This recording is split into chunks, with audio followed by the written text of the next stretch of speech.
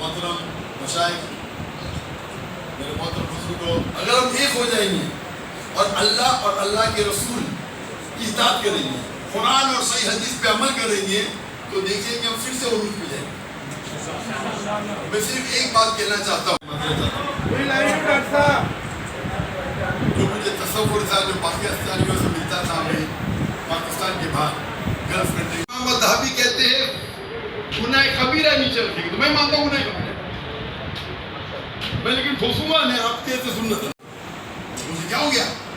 آپ کے خلاف بات کرو، آپ منچ پہ بلا رہے، میں کہتا ہوں قرآن کی کوئی آیت ہی نہیں جس میں لکھا ہوا ہے کہ ڈاکٹر ذاکر نائک کے خلاف بات کرے تو آپ جنت میں جائیں گے۔ کوئی صحیح حدیث پڑھا ہی نہیں، نہ بخاری، نہ مسلم، نہ ترمذی، ہو جائیں گے تو جو گاتا میں ہو رہا ہے نہ کبھی ہوتا ہی نہیں تھا۔ کیا مسئلہ ہے؟ میں وہ ہم مسئلہ ہے، وہی بھی ہم مسئلہ ہے، ہم یکساں ہیں، ہم ایک ہو جائیں گے تو کس کی ہمت ہوگی؟ آپ اگر دیکھیں گے جب خلافت کا آخری موقع تھا، مجھے کیا ہو گیا؟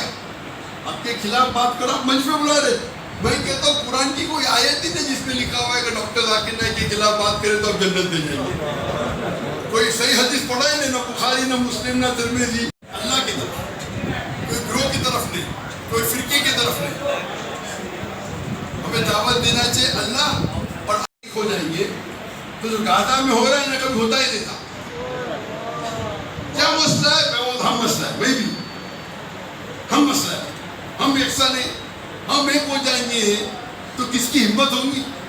آپ اگر دیکھیں گے جب خلافت کا آخری موقع تھا، آخری، ہم ایک دم کمزور تھے، اس وقت بھی ایک خط لکھا اور لوگ ڈر گئے۔ امام دھابی کہتے ہیں گناہ کبیرہ نیچے رکھیں گے، تو میں مانتا ہوں گناہ کبیرہ، میں لیکن ٹھوسوں گا نہیں، آپ کے سے سنت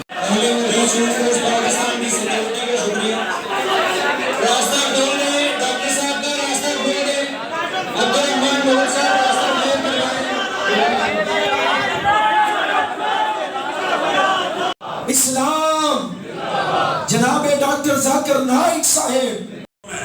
اللہ تعالیٰ نے قرآن میں کہیں نہیں کہا کہ زنا مت کرو، بلکہ کیا کہا؟ لا تقربوا الزنا، زنا کے قریب بھی مت جاؤ۔ اور زنا کی قربت سب سے پہلے کہاں سے ہوتی ہے؟ نگاہوں سے، آنکھوں سے ہوتی ہے۔ نگاہ وہ تیر ہے جس کو چھوڑا جائے تو گھائل اگلا ہونے کی بجائے بندہ خود ہو جاتا ہے۔